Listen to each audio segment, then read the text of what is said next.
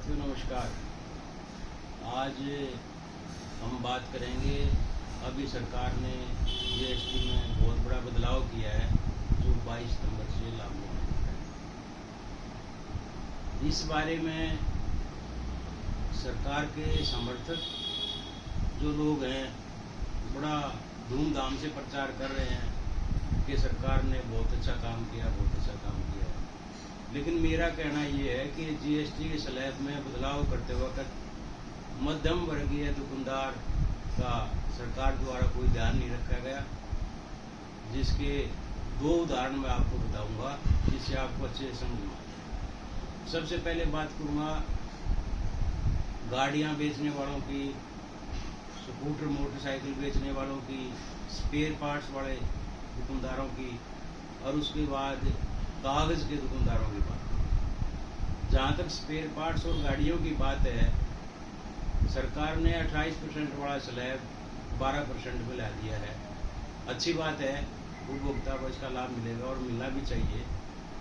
लेकिन मेरी समझ में ये नहीं आता दुकानदार का क्या दोष था जिसका सरकार ने कोई ध्यान नहीं रखा। मान लो किसी पार्ट्स वाले के पास 1 करोड़ का अगर स्टॉक पड़ा है 22 सितंबर को, तो और जो उसकी 28% की परचेज है, आगे उसको 12% में 18% में बेचना पड़ेगा। जबकि जो 10% का अमाउंट है 1 करोड़ के लगभग 10 लाख रुपये बनता है, वो सरकार के खाते में पड़ा रहेगा, जिसका व्यापारी को कोई लाभ नहीं है, कोई ब्याज नहीं मिलेगा। अगर किसी व्यापारी ने बैंक से लोन लेके काम कर रखा है, उसी 10 लाख रुपए का व्यापारी द्वारा 9 से 10 हज़ार रुपये महीने का ब्याज देना पड़ेगा, जबकि उसका वही 10 लाख रुपया सरकार के पास बेकार में पड़ेगा। दूसरी बात करूँगा मैं कागज़ की। कागज़ पे सरकार ने 18% टैक्स लगाया है और स्टेशनरी पे, बच्चों के किताबों पे, कापियों पे 5% का टैक्स है।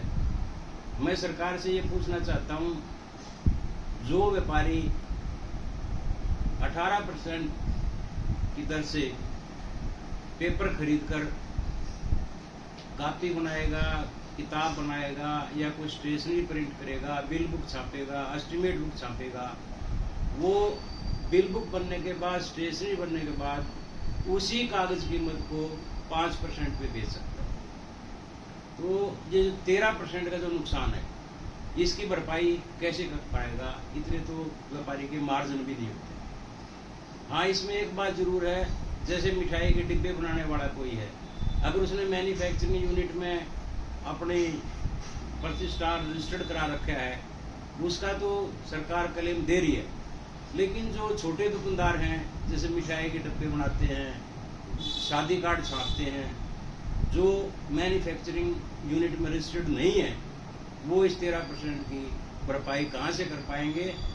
वीडियो के माध्यम से मेरा सरकार से अनुरोध है, इन बातों को और ध्यान देते हुए मध्यम वर्ग के व्यापारी को इस बात से राहत दी जाए। धन्यवाद।